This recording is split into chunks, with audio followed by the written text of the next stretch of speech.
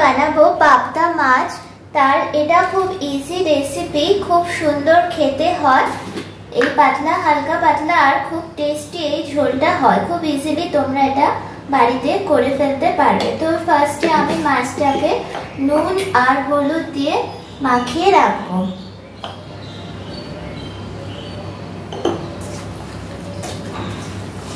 এইভাবে আমি মাছটাকে নুন আর হলুদ দিয়ে ভালোভাবে মাখিয়ে নেব, নেড়ে চেড়ে।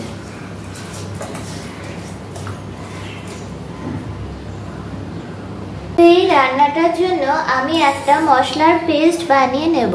তার জন্য নিচ্ছি 1 চামচ জিরে গুঁড়ো, 1 চামচ ধনে গুঁড়ো, 1 চামচ হলুদ গুঁড়ো, আর নেব কাশ্মীরি রেড লঙ্কা গুঁড়ো একটু, তাতে খুব কালারটা ভালো আসবে। দিয়ে এইটা অল্প জল দিয়ে আমি গুলে রাখবো। এটাকে এইভাবে তোমরা গুলে নেবে। গুলে এটাকে আমি ঢাকা দিয়ে রেখে দেব। আর এইটা রান্নার জন্য লাগবে আমার জিরে, আর হচ্ছে এই যে জিরে নিয়েছি, আর লাগবে আমার 2টো টমেটো আর 2টো কাঁচা লঙ্কা। ব্যাস, এই জিনিসটা আমার রান্না একদম কমপ্লিট হয়ে যাবে। এই কড়াতে তেল গরম করে নিয়েছি। এইবারে মাছগুলোকে আমি ভেজে নেব।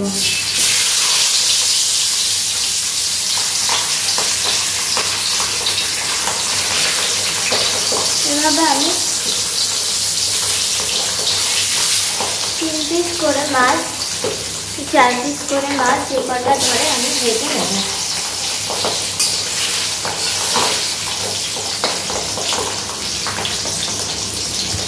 এই 1 পিসটা হয়ে গেলে এই মাছটা সব থেকে সহজে আমি ভাজি, যেটা লো ফ্লেমে ভাজলে এটা আর সেটারও থাকে না, আর এটা ফুটলেই খুব সুন্দর হয়ে যাবে। জাস্ট একটু তেলে চাপড়ে নেওয়া। মাছটা তো উল্টাচ্ছেই না। এইভাবে আমি এটাকে এপিট ওপিট করে ভেজে নেব।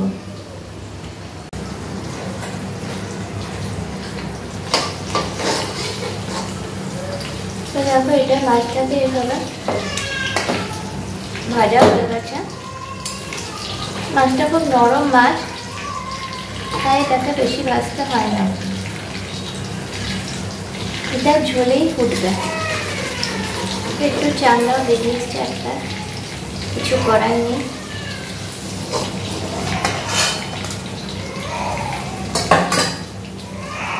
আর লাস্ট 2টো মাছ আমি দিয়ে দেব।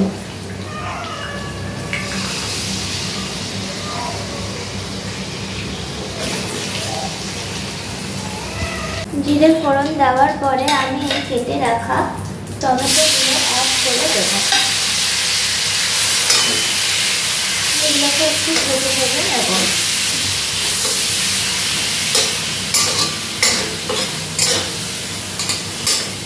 টমেটোটা একটু নরম হয়ে এলে আমি যে মশলাটা গুলে রেখেছিলাম সেটা একটু হাত দিয়ে দিলে অ্যাড করে দেব।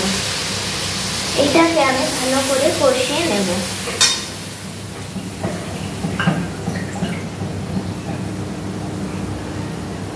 আর আমি ধনে পাতাটা এখন আমি কিছুটা দিচ্ছি, তাতে ফ্লেভারটা খুব ভালো আসে। আর লাস্টে আমি ধনে পাতা কিছুটা দিয়ে দেবো। তো এইটাকে আমি কষিয়ে নেব যতক্ষণ না তেল ছেড়ে আসছে। মশলাটা খুব ভালোভাবে কষে গেছে, একটা সুন্দর তেল ছেড়ে দিয়েছে। আর এই টমেটোটাও একদম গলে গেছে। এই কষানো অবধি তোমাদের ওয়েট করতে হবে, তাতে একটা সুন্দর ফ্লেভার আসবে। এইবারে আমি দিয়ে দেবো এর মধ্যে 1 গ্লাস জল। আমাদের যেহেতু এবারে আমি জলটা অ্যাড করার পরে আমি মাছগুলোকে অ্যাড করে দেব। এই তেলটাও দিয়ে দেবে, তাহলে কালারটা খুব সুন্দর আসে।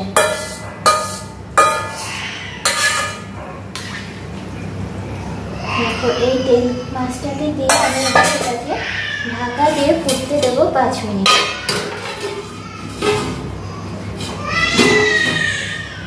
তো এইটা দেখো 5 মিনিট ফুটে গেছে। এবারে আমি এটাকে খুলে নেব।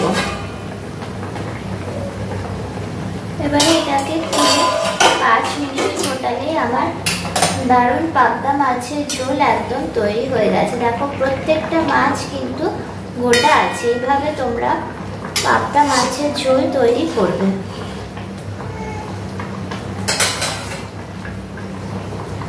ঝোলগুলো 2 মিনিট ফুটে যাওয়ার পরে আমি ধনে পাতাগুলোকে অ্যাড করে দিচ্ছি, তাতে একটা সুন্দর ফ্লেভার আসবে ধনে পাতার।